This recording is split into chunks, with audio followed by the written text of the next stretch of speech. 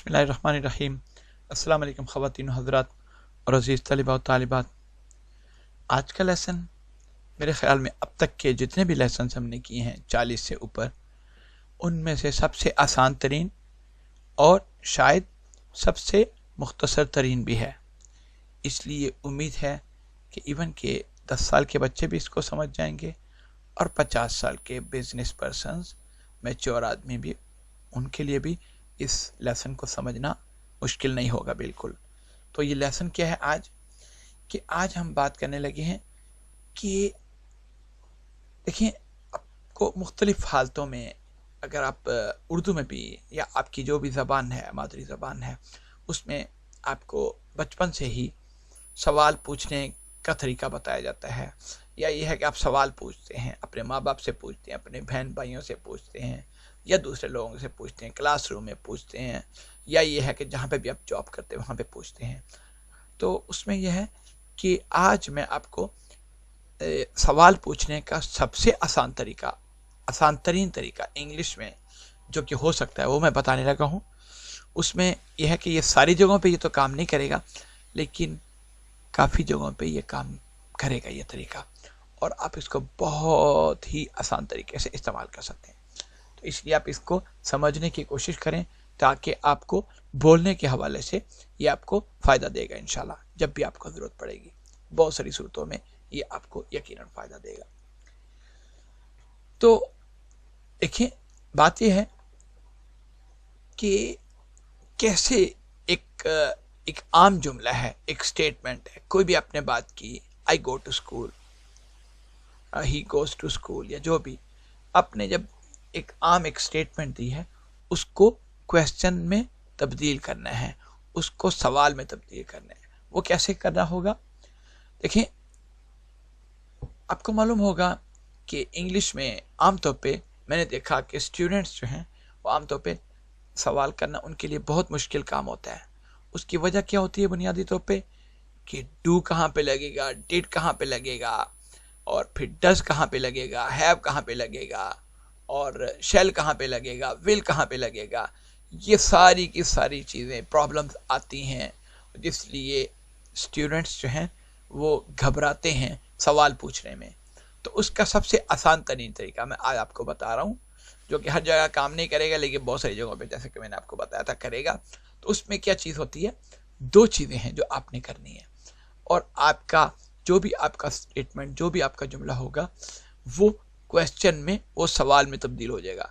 वो दो चीज़ें कौन सी हैं कि बुनियादी तौर पे आप उर्दू में या जो भी आपकी मादरी ज़बान में, उसमें भी शायद दूसरों में भी ना, उर्दू में भी तो इस तरह होता है, लेकिन यह है कि शायद दूसरी ज़बानों में भी इसी तरह होता होगा कि आपने अपनी आवाज़ के अपने लहजे को तब्दील करना है, सवालिया बनाना है।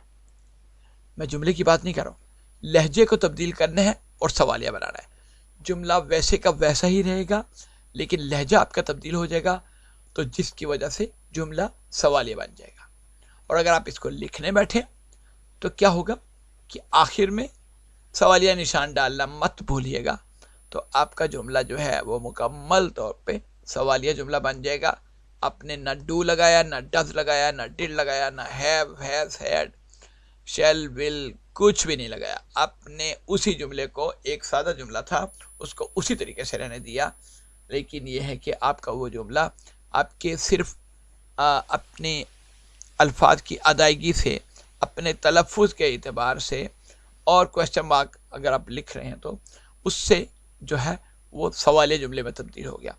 आपने सिर्फ किया आपने सिर्फ अपनी आवाज़ जो है उसको सवालिया बना लिया। क्यों? ज़रूरी नहीं है कि आप वो डू डज डिड जो है वो लगाएं तभी सवालिया बनता है। सिर्फ अपनी आवाज़ को जो है ना वो सवालिया बना लें तो उससे भी जुमला सवालिया बन जाएगा।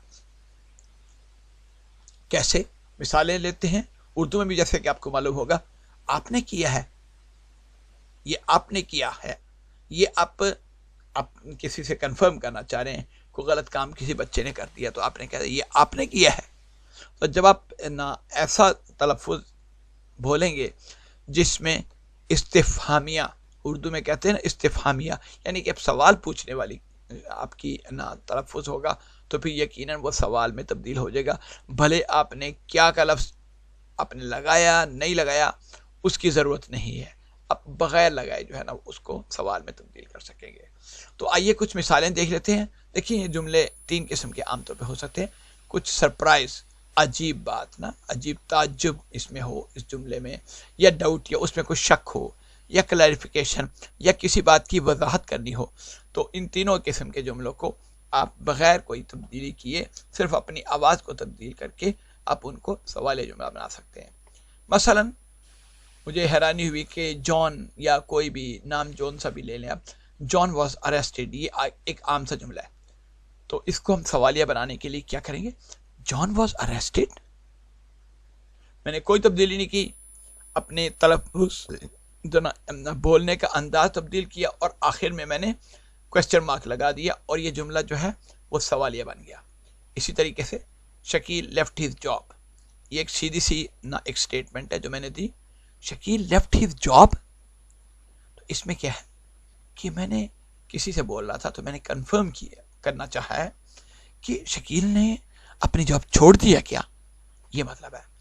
تو یہاں پہ بھی میں نے جملے کو بالکل تبدیل نہیں کیا، عام سٹیٹمنٹ ہے، عام سا جملہ ہے، لیکن اپنے تلفظ تبدیل کر کے میں نے اس کو سوالیہ نہ اپنے سٹائل کو بنا لیا اور اس سے وہ جملہ جو ہے وہ سوالیہ جملہ بن گیا۔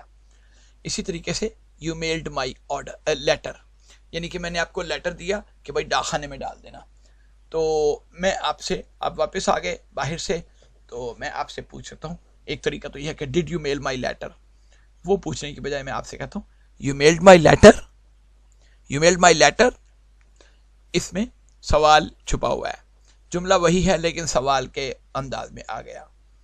اسی طریقے سے اب اس میں ڈاؤٹ تھا نا، کوئی شک تھا، وہ شک رفع کرنے کے لیے میں پوچھ رہا ہوں کسی سے نا، آپ سے پوچھ رہا ہوں۔ اسی طریقے سے your mother gave you her credit card, آپ کی امی جان نے آپ کو اپنا کریڈٹ کارڈ دیا، تو اس کا سوالیہ جملہ کیسے بنے گا؟ Your mother gave you her credit card, sorry your mother gave you her credit card, اس طریقے سے یہ سوالیہ جملہ بن جائے گا۔ اور اگلا دیکھیے آپ، باربر شاپ، حجام کی دکان جو جس سے آپ بال وغیرہ کٹواتے ہیں، وہ ایک سادہ سا جملہ تو یہ ہے کہ the barber shop is on the second floor, اس کو ہم نے سوالیہ جملہ بنانا ہے تو کیا کہیں گے؟ The barber shop is on the second floor, second floor پہ ہے کیا؟ تو نہ کیا لفظ تو میں نے استعمال کر لیا اردو میں، لیکن سیکنڈ فلور پہ ہے، میں نے یہ پوچھا باربر شاپ حجام کی دکان سیکنڈ فلور پہ ہے، اتنا لفظ میں نے بولا، تو چونکہ میرا بولنے کا انداز سوالیہ تھا اس لیے یہ سوالیہ جملہ بن گیا۔ اسی طریقے سے اگلا ہے اور آخری جملہ فی الحال آج کے لیسن کا، you are meeting at 6، we are meeting at 6 PM، we are meeting at 6 PM، تو یہ سوالیہ انداز تھا۔ میں نے کیا کیا؟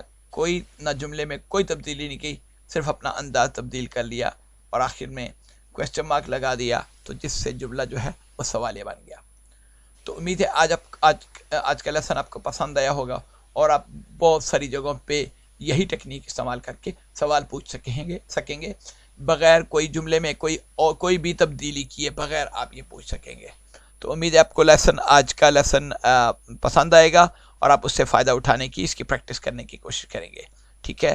تو انشاءاللہ اگلے لیسن میں ملتے ہیں، اس وقت تک کے لیے اللہ حافظ اور السلام علیکم۔